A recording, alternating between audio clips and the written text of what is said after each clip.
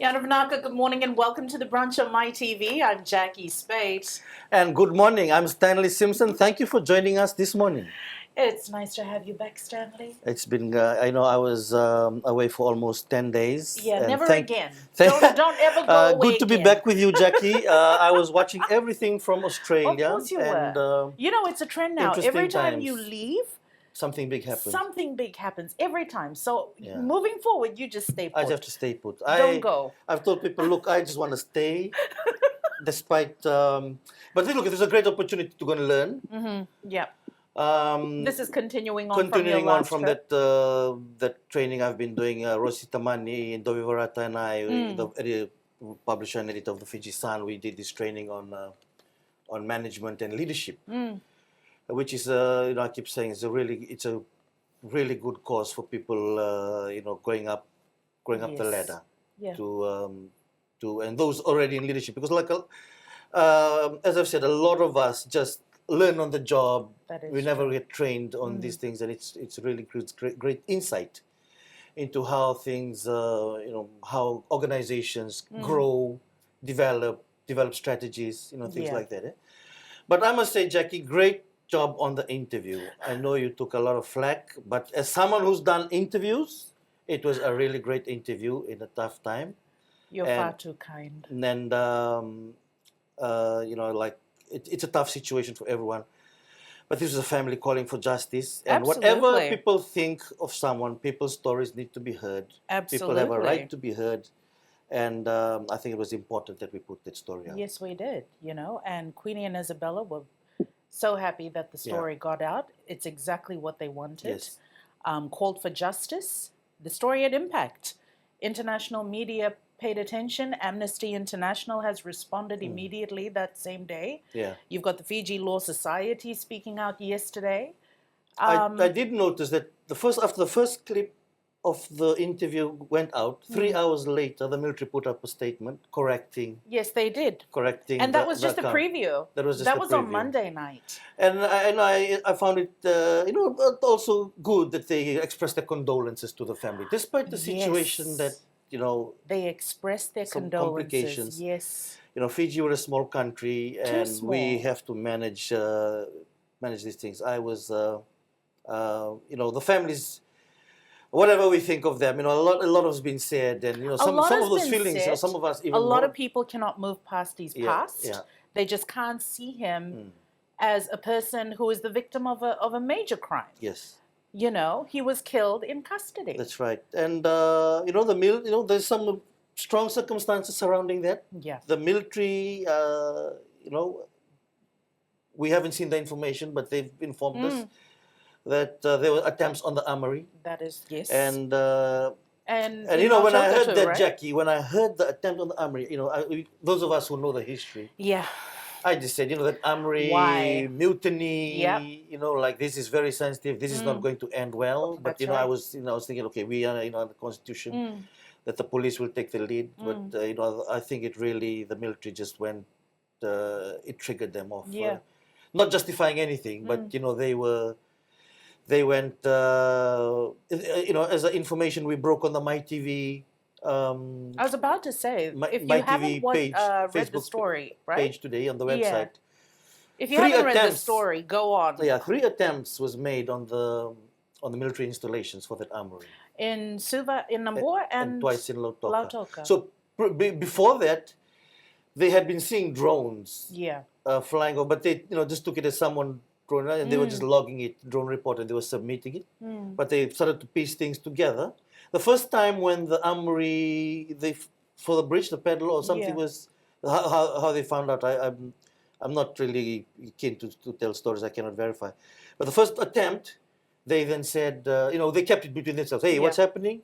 Let's contain it, keep it quiet, and just watched. Then the second attempt, 2 attempts in Lautoka, that's when they realized something was up. Something's brewing.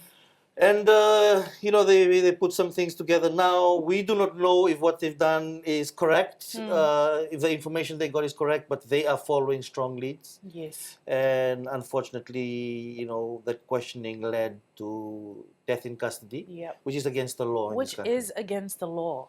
And I So, hope people understand that. It's amazing how this drug situation has brought us to this kind of crossroads, intense situation that we're facing. Eh? And the thing is, hard conversations need to be had. Very hard conversations. And these conversations are going to make people very uncomfortable, but they need to be had. Yeah. People's stories need to be told. That's right. And I was, it was tough, but, sometimes you can sense the people's fear and frustration about everything that has come out.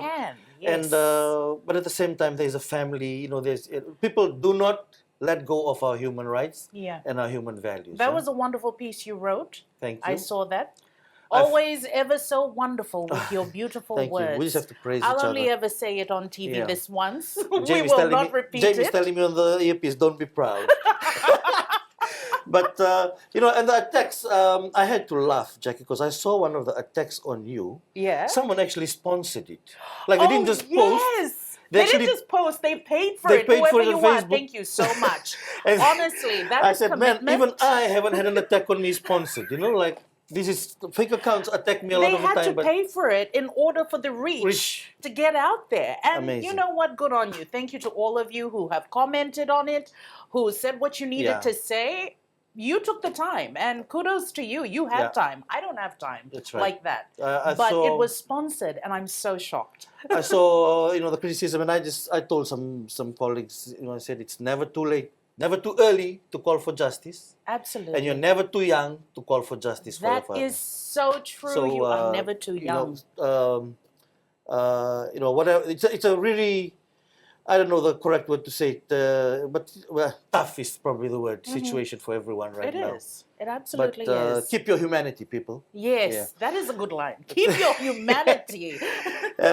Because in the long run, as I tell people, 20 years down the line, human rights is going to be what will protect your children in years from now. That is so true. Plenty news, as I said, this week that we've been trying to cover, and the MaiTV team is trying to keep up. Stay with us on the news. And another, all the media have been doing a fantastic job with the reporting. And one of them is the man himself, Fred Wesley, editor-in-chief of the Fiji Times.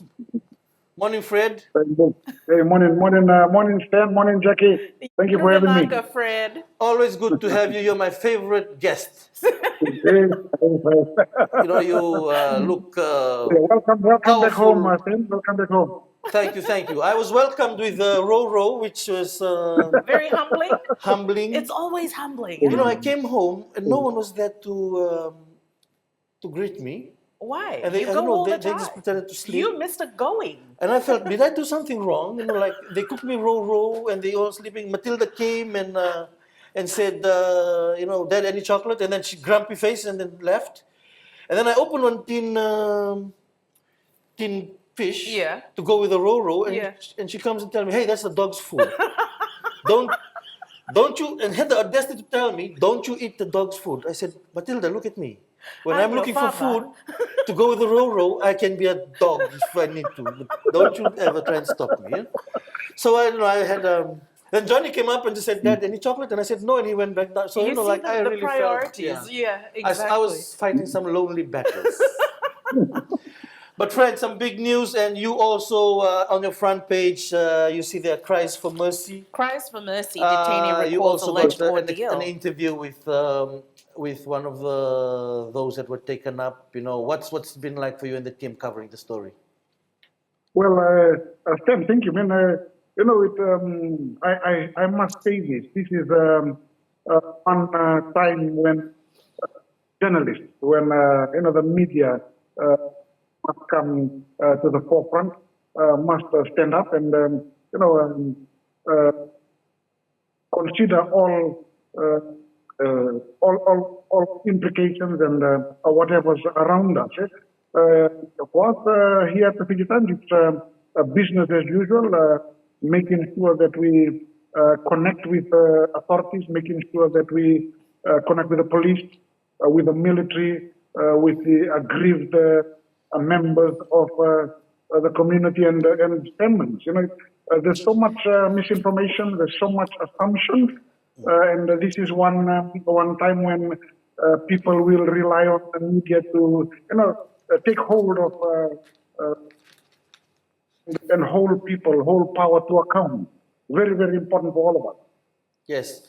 And, that's one thing also, Jacquee, that's very important, that we need to be able to speak to both sides. Yes. And I took pride this week, as Fred and the media, that we could speak to the family, and we also give the perspective from the security forces, from the police. Because give the public a general view. I mean, emotions are high, but we give it. We had an exclusive interview with the Vakarise's family on Tuesday. Today, we're breaking story from a military source. So to be trusted with this information by both sides, giving accounts of what took place, I think it's a very important. It's an important, aspect to have in media freedom, especially Media Freedom Day coming up, press freedom. But Fred, what are some of the other big stories? I mean, this is, it's challenging because we had a state funeral.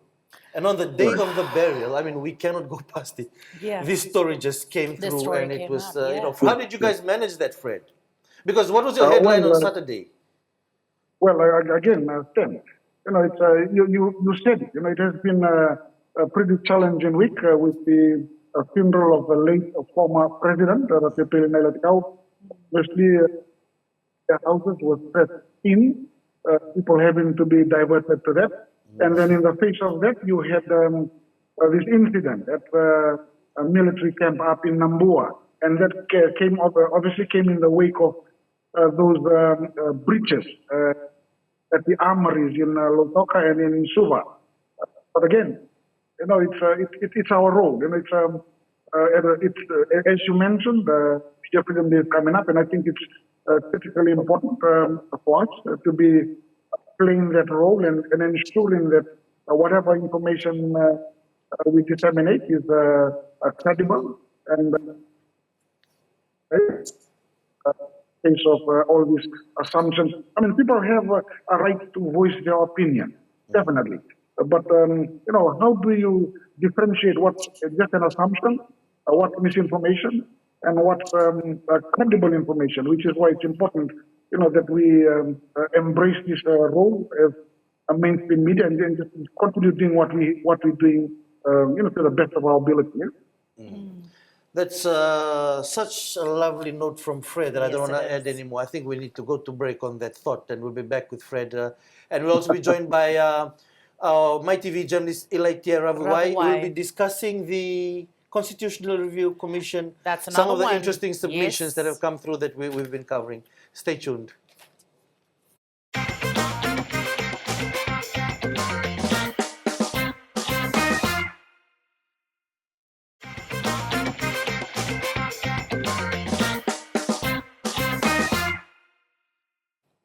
Welcome back. You're watching The Brunch on MaiTV, and we've been talking to Fiji Times Editor-in-Chief, Mr. Fred Wesley, and MaiTV journalist Ilaitia Ravuwai joins us now on some of the big events that's taken place over the last week.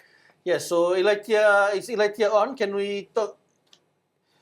Ilaitia Yandravinaka, you've been covering some of the submissions to the Constitution Review Commission. What's some of the ones that stand out for you? Good morning, Stan. Good morning, Jacquee. This week, you've had a couple of submissions from the ODPP, Office of the Director of Public Prosecution, and the anti-corruption body, the Fiji Independent Commission Against Corruption. But last week, the Judiciary Department, the head, Chief Justice Felix Temo, and the Court of Appeal President, Justice Iskil Tonga, made submissions in regards to FICAC appointment.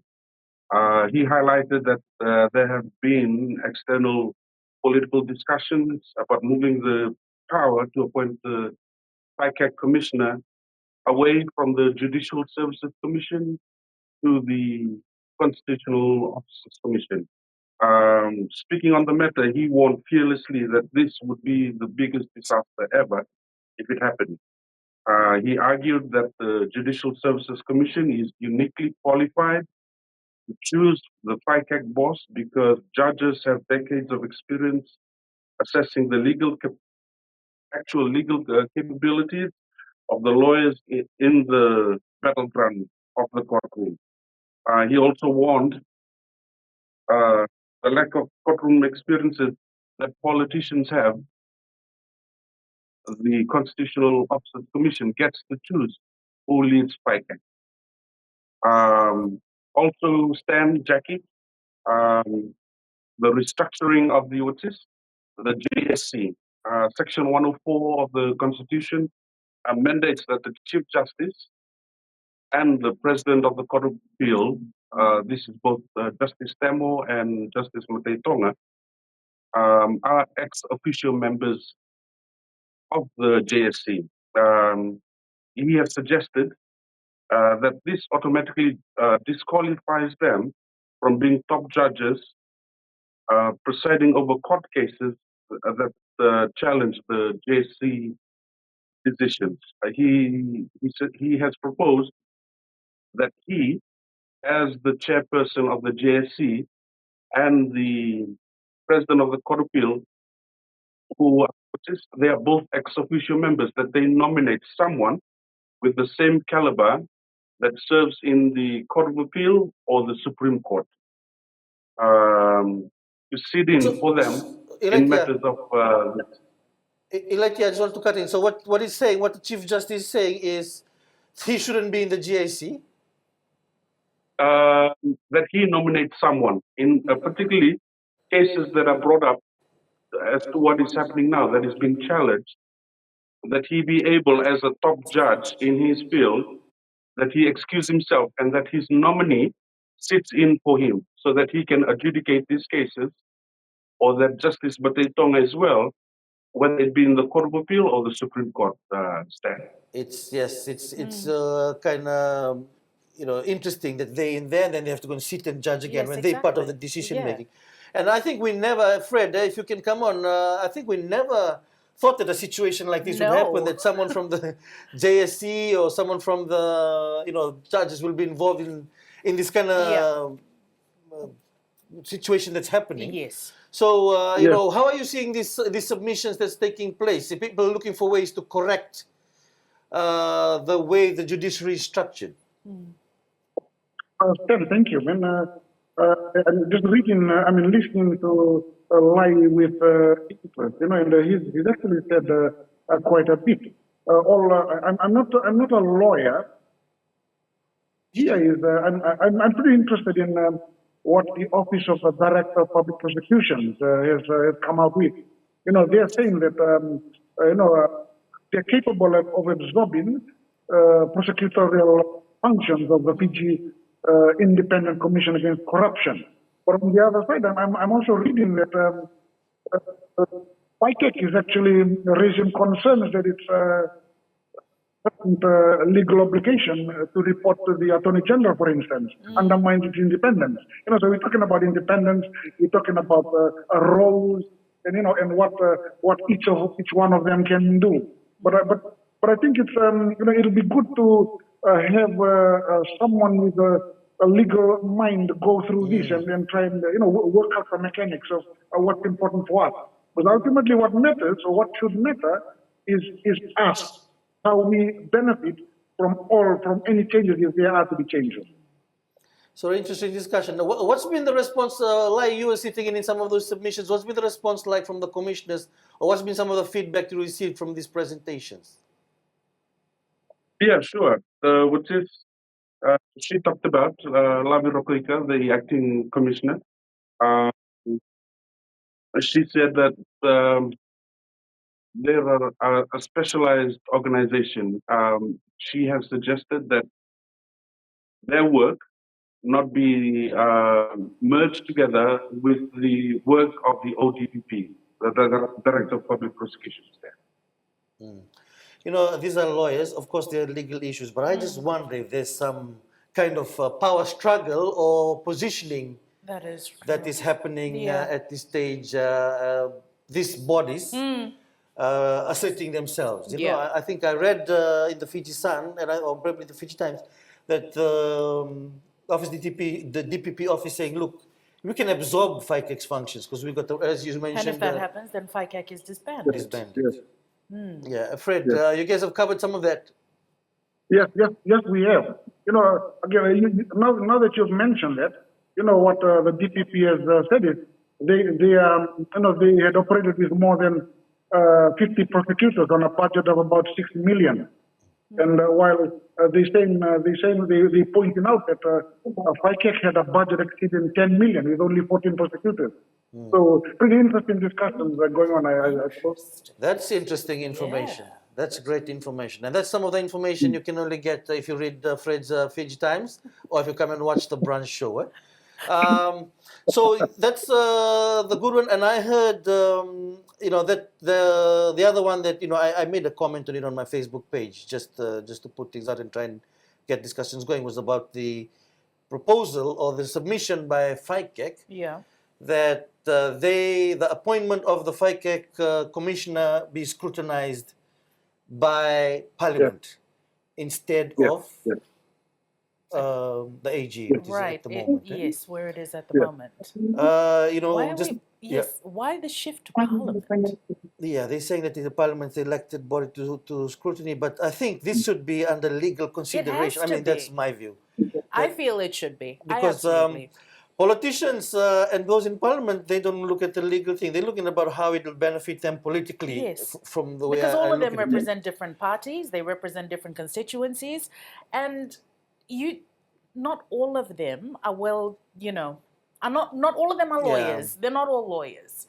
But I'd like to hear more from Lavi Rakoika about that proposal. I mean, she was questioned, and she gave an answer, and she said then I think she responded to Valentin Boy and says, we're proposing Parliament, but could be any other body to do the scrutinize. But I think it really comes from the unique kind of situation that we're facing, Fred, where we have the Attorney General and the Chief Justice himself and all implicated in this Commission of Inquiry investigation. Quite a moment. Yes, Ken. It's interesting that you raised that because FICAC is actually proposing that there's Parliament scrutiny for the commissioner appointment, and basically they are comparing this to countries like Australia. And what they're saying is, while the existing process is handled through the JSC, and with the involvement of the Attorney General, they feel that it should be moving to Parliament. And again, something interesting for the legal minds to scrutinize. Well, we all have to, in Fiji we become experts of everything. So by the next week, all the Facebook experts will be coming. Any more word from you about what's happening and what's going to happen next? Well, consultations with the CRC, the Constitutional Review Commission, is expected to begin soon, Stan. They've scheduled May 4, where they got to the public and announced this. Okay, Seth. Can we get Fred back on? Okay, Fred, before we go to break, I just want to say something. Next time, please don't wear blue and Natambo colors when you come to the show. He's trying to, subtle cheering for his... That's true. Subtle marketing, yes. But at the same time, Fred, see the red? He looks beautiful in red, doesn't he? Yes. My Maris and friends are going to say something about that. Live, Fred, thank you so much for joining us this morning. You guys have a lovely weekend. Well, now we have to go to a short commercial break, but before that, check out this quick and easy recipe sponsored by Extra Supermarket. Today we're making a quick and delicious coconut prawn soup, light, warm, and full of tropical flavor. All you need, fresh prawns, coconut milk, ginger, garlic, and lime. Start by pouring your coconut milk into a pot and gently heating it over medium heat. Next, add in your chopped ginger and garlic. Let that simmer to release those rich aromatic flavors. Now, add your prawns. Cook for about 3 minutes just until they turn pink and tender. Squeeze in some fresh lime juice to brighten the dish. And just like that, your coconut prawn soup is ready to serve. Warm, light, and full of tropical flavor. Perfect for any day.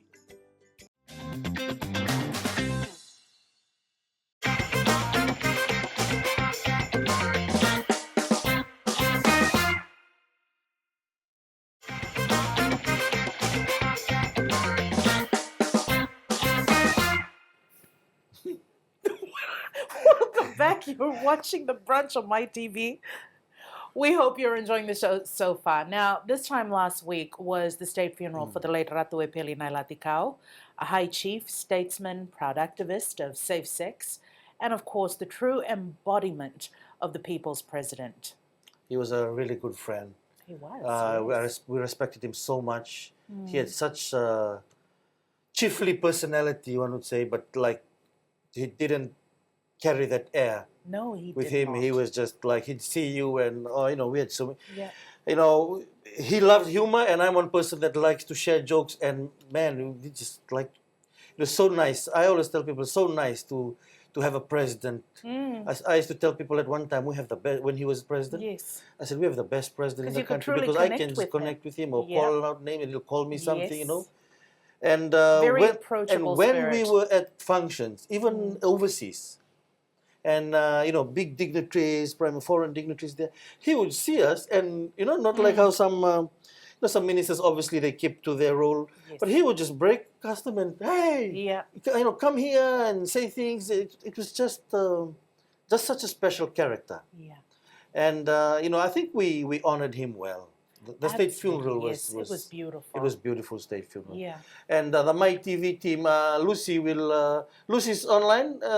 Lucy was covering the funeral, but maybe before we go to Lucy, the MaiTV team, I took my hat off, was really great with the coverage. Absolutely. The photos that were being taken, the videos that were being played, the description, the captions from the team.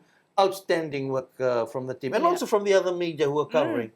But the MaiTV team, I felt really, really did well. And this is a video that we will play, capturing some of the precious moments from last week.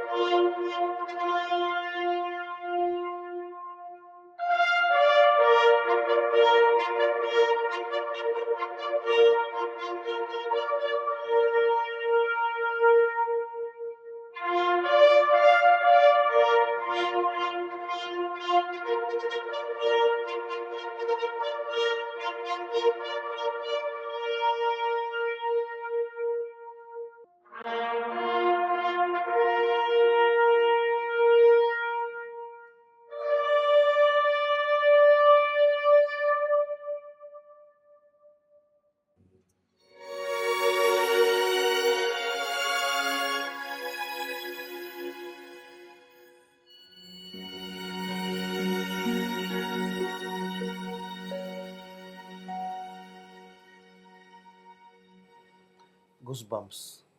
It was Beautiful. very powerful. Yep. And very fitting. Very. And MaiTV senior journalist Lusi Banuve was covering everything from here to Mbau Island. Yeah. And Lucy joins us now. Lucy, we should have actually played her final piece from Mbau that when you farewell. But what was it like covering that story, Lucy? Well, Stan, just watching that video that the team put out yesterday just brought back a lot of memories of what a memorable week it was to be part of the team that was covering the funeral leading up to the internment on Bao Island on Friday. So throughout the week, condolence gatherings had been held at the State House, and different provinces and different groups had been coming up to show their last respects for Ratu Epeli. And that had been happening from Monday through to Wednesday, and then on Thursday morning, Ratu Epeli was brought to State House to lie in state before the formal farewell at Albert Park, the state funeral rather, and then he was brought to the Chiefly Island of Mbau.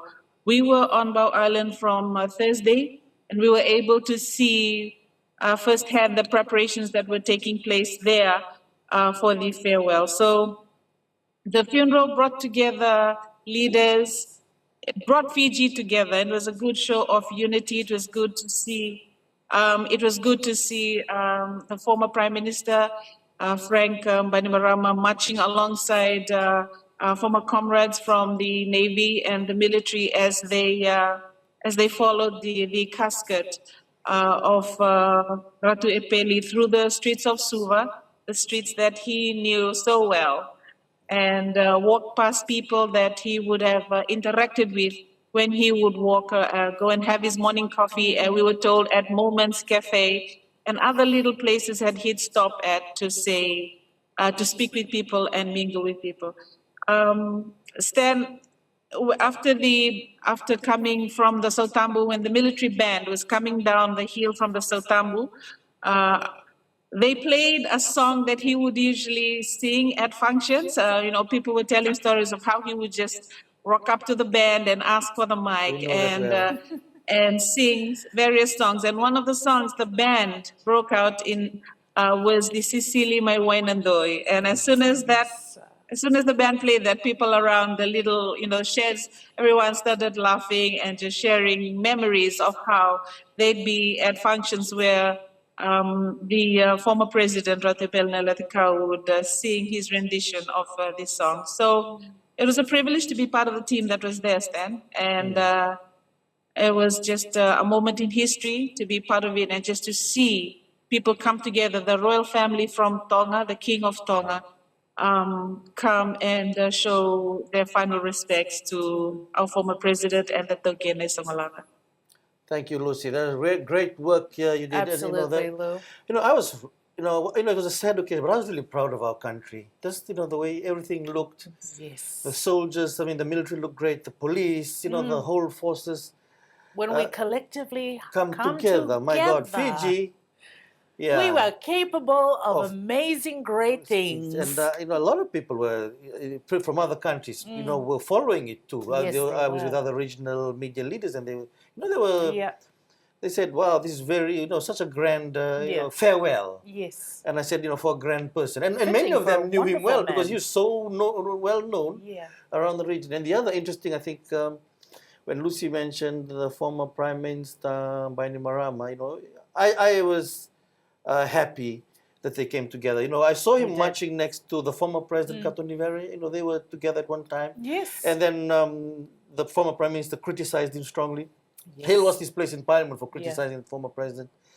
And the fact that they was marching together, absolutely, and the Prime Minister Rambuka, everyone put that aside. Yep. And some of the responsibilities was actually handed to the former Prime Minister Bainimarama to manage to the family. So that was a beautiful, wonderful moment for the country. Very much, yes. And we hope you also enjoyed the MaiTV coverage, and I think there are lessons from Ratu Epeli's life, diversity. So many, yes. Living together, just the spirit of things. Being humble. I have to say it because he'll be so happy if I say this: safe sex. That's why we're in red.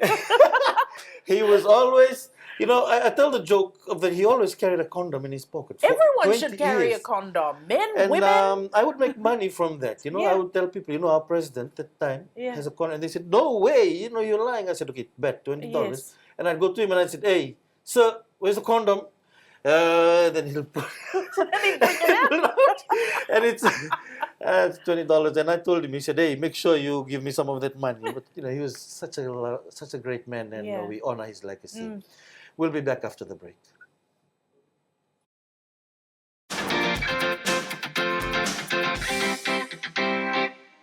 Bula guys, today we're at Extra Lodara, and we're here to check out what amazing specials they have in store for us.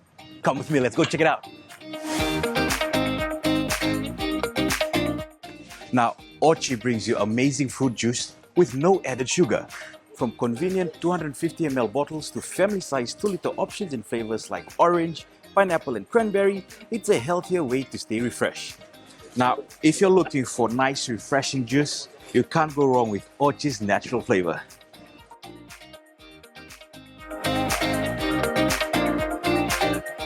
Now, are you looking for dried fruits? Well, Extra's got you covered with JC's range of dried fruits. From apricots and cranberries to mangoes, pears, apple wedges and cherries. They're perfect for snacking or adding to your meals. Snacking, add it to your meal, you can't go wrong with JC's. Let's not forget about our furry friends at home. Now, FICAC gives your cat the quality nutrition that they need. With grain-free options, tasty treats and recipes made from real ingredients like chicken, fish and salmon, it's designed for every stage of your cat's life. Now, remember, keep your cat happy with FICAC. From refreshing drinks to healthy snacks and premium pet care, everything you need is right here at Extra.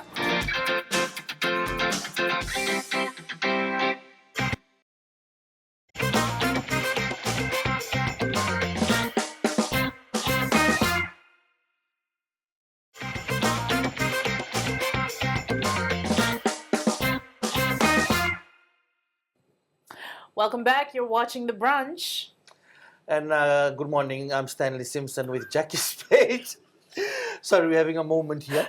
But Lusi Banuve, who we spoke to earlier, this is the versatility of the journalist in Fiji, Jacquee. Oh, yes. Straight from Bow Island, she went to Mba to cover the Drua game. No, Bula FC. Bula FC. The game was it on Sunday? Saturday. So Saturday. How is that like? How's the Bula FC doing? And it was a famous win too, wasn't it? Yes, it was. Yes, Stan. We left for the Bula FC game on Saturday morning because we had a few other things to do. But they did play. They played against top seeds, Auckland FC. Auckland Football Club, who are at number 1. So Bula FC was able to beat them 2-1, and Captain Roy Krishna scored one of those goals. That means now that Bula FC have climbed up the ladder. They're in the top 4. They're part of the top 4 group, and now they'll wait for the rest of the results from the other games before they find out who they play in sort of the quarterfinals and head towards the end of the circuit now, the season. So. Speaking to Bula FC coach after the game and Captain Roy Krishna, it's been a good run for them. Maiden season in the OFC Pro League, but it's been a good run for Bula FC. Now, this team only came together 3 months before the league started. That's right. So to get to where they are and with the results that they've had has been a really good beginning for them. Great season, top 4. That's a great start. But let's not forget the most famous win, and it's coming, guys. It's coming. The fact that I was there. I knew it. When there you have Drua won on overseas soil, it does not mean that you are a lucky. it must mean something. It must mean that I am bringing some kind of, positive spirit presence. What did Shane say? Did you catch up with Shane? No, I didn't want to. He was emotional. I called him and he was emotional, so I didn't want to talk to anyone emotional because I was getting emotional myself as well. But that was a great win, and I know even Lucy was messaging straight away, said like, it was a great moment, wasn't it, Lucy? Yes, it was then. We've been, how we've been following the club, their progress, and it got to a point where people would just discount Drua when they traveled overseas to play because they weren't able to win any away games for a while. 4 wins overseas, but 2 of them were counted as home games. They were just played overseas. So it was just a win against Moana Pacifica, and then the win last Saturday was the only win that they've had. Oh, and my a close one. It was close. A really close one, but they won. They won. How were you? It was cold while you were there. But I was just lucky. A lot of the Brahmins friends didn't understand some of the Fijian words I was saying. I didn't say it deliberately. Something just came out. But those last 10 minutes and the last 3 minutes, oh my God. Yeah. I didn't know where I was, until I saw the place, they're yelling to the ref, come on, they've knocked on, or I can't remember what it was. I feel the Drua should take you on the next one. They should. I Shane think they Hussein. should. You need You've me. proven yourself. They've won it, know. Yeah. It was but really, really great feeling. It was. I was really happy. And they were playing in that cold, even I was in my jacket, and I was noticing the Fijian boys, playing. They must feel the cold, but they going on. The body warmth. I saw Sikeli, Rambitu Sikeli was, still a young boy when in grammar just a few years ago. And he played really well. Yeah. But I saw him just in shorts and running around. I'm sure, maybe I don't know how he had acclimatized to the weather, but to do so well in that weather. We were talking about the heat here, but the cold can be crippling as well. Yes. And but man, it was such a lovely, awesome moment for the country. And there you have it, Stanley's experience, our lucky charm. I'm the luckiest of charms. We'll take a look now at our shot of the day. And this lovely shot of a Number Walu sunrise and a boat preparing for travel to beautiful Vanua level was sent in by Jerry Naivalu. Thank you so much, Jerry, for this. That's an awesome shot. That is. Really heralding the day. Yes, it is. If you have a picture or a video that you'd like featured on Jamie, the show, I'm good. Please send it to us on the MaiTV Facebook page or email brunch@MaiTV Fiji. And to our poll results now. Yeah, last week we asked which cost is impacting your household the most right now. Yep. And this is how the public has responded. Right, groceries and food, 36%. So basically cost of living. Cost of living. So bring it up. Fuel and transportation, 17%. Electricity, 11%. Rent and housing, 15%. And well, all of the above, 21%. I'm in the all of the above. I was going to say the same too. I'm in the all of the above. All of the above. Yeah. We're feeling it. And look, this is the time we really need to plan, budget, and strategize about the weeks and the months ahead. Is that why you posted what you posted this morning? Before we came into studio, and I happened to pop onto Facebook, and I saw your post. Your garden, but your bush is overgrown. I just told Kiniwa and them, that was the message, go and weed. Don't, if they think that I'm going to be doing the weeding, they've got another... Well, they probably think, you know what, he's been away for this long, he can come home, have some they tried to row, leave. They tried and to this leave. weekend he can get into I the said, garden. no, that's not how it works. But I came on the flight with Minister of Foreign Affairs, Honorable Sakia Sintitoka. Oh, okay. And he told me, and later the PM announced it. I didn't announce it because I didn't post it because I knew that the PM was going to announce it, that we shouldn't have any issues with supply, but it's the price we will feel. Yes. How it goes up and how much it goes up, and that's going to be what we have to watch out for. Which is kind of reassuring that the fuel will always be there. We'll just have to watch how we use it. That's right. And that's all we have. Oh, and this week... This week's poll. Sorry, Jamie. This week we're asking our poll question. This is another strong one. Heavy question. Should the military be involved in the fight against drugs, or should that be left to the police? We don't shy away from hard questions. No, do we don't. We really don't. Yeah. But you know what? Time is not on our side right now. Even if you yell or attack us or swear at us for it, we're just going to take it. We're just going to keep talking about it. You know, we can discuss further about that question next week. Yes. So let us know what you think by answering the question on our MaiTV Facebook post. And that's it for our show today. The Brunch team wishes you a great weekend. Please stay safe, and especially on our roads. And don't forget, safe sex this weekend. Condomize. Vanaka Vakalevo for joining us. Have a good weekend.